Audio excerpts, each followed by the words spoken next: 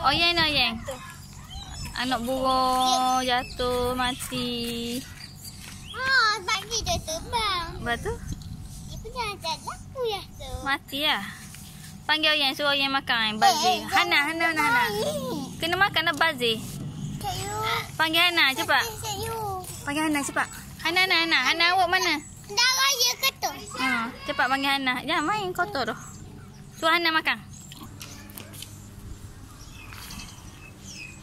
Apa makan dah situ?